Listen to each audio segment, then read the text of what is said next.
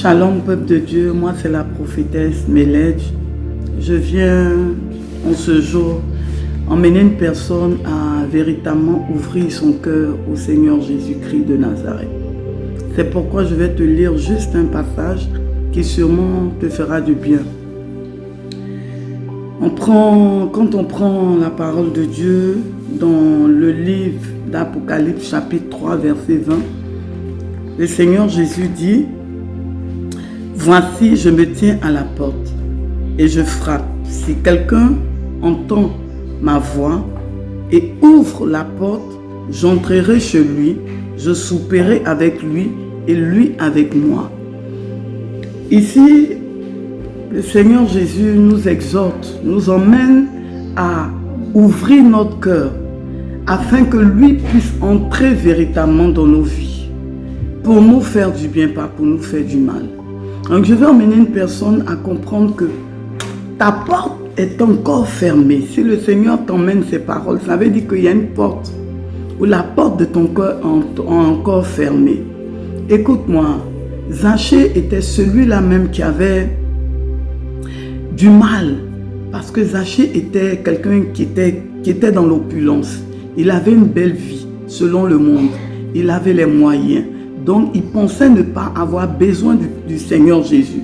La Bible dit qu'arrivé à un moment donné, le cœur de Zachée a commencé à s'attrister parce que quelque chose lui manquait.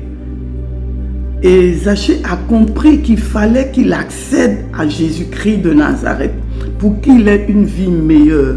La Bible dit que Zachée a ouvert la porte de son cœur et a donné au Seigneur Jésus de pénétrer. Raison pour laquelle Jésus est allé souper avec Zachée et a donné à Zachée d'avoir une vie abondance, une vie de joie, une vie sans stress, une vie de grâce. La Bible dit que lorsque Zachée a connu et a mangé avec le Seigneur, sa vie était pleinement heureuse. Raison pour laquelle même tout ce qu'il avait amassé comme bien, il a préféré le donner. Je vais emmener une personne à comprendre que le Seigneur depuis est en train de taper à la porte de ton cœur. Il veut entrer, mais il a besoin de ton accord. C'est pourquoi je viens par ces mots t'emmener à comprendre qu'il faut que tu ouvres ton cœur. Il viendra, il rentrera dans ta vie, il soupera avec toi, il sécurisera ta vie. Nous sommes en cette fin d'année où nous avons véritablement besoin d'être des personnes qui ouvrent véritablement leur cœur au Seigneur Jésus. Donc je veux t'emmener à ouvrir ton cœur au Seigneur Jésus. C'est clair que s'il rentre dans ton cœur, ta vie sera une vie épanouie.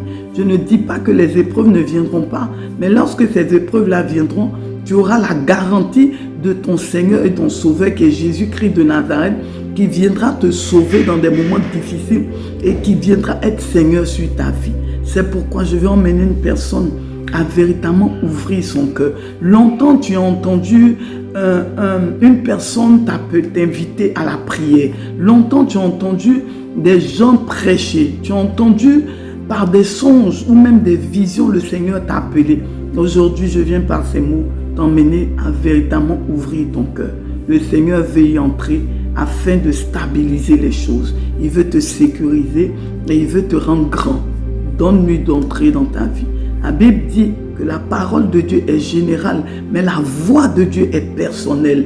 Et je suis convaincu que cette voix-là, longtemps tu l'as entendue, mais à cause des situations difficiles, elle est restée encore fermée. Aujourd'hui, le Seigneur vient frapper à ta porte. Sûrement aujourd'hui, tu recevras encore le Seigneur en train de frapper à ta porte. Ouvre la porte de ton cœur et tu verras cette assurance, tu verras cette protection et tu verras l'Éternel conduire tes pas. Que Dieu vous bénisse. Shalom.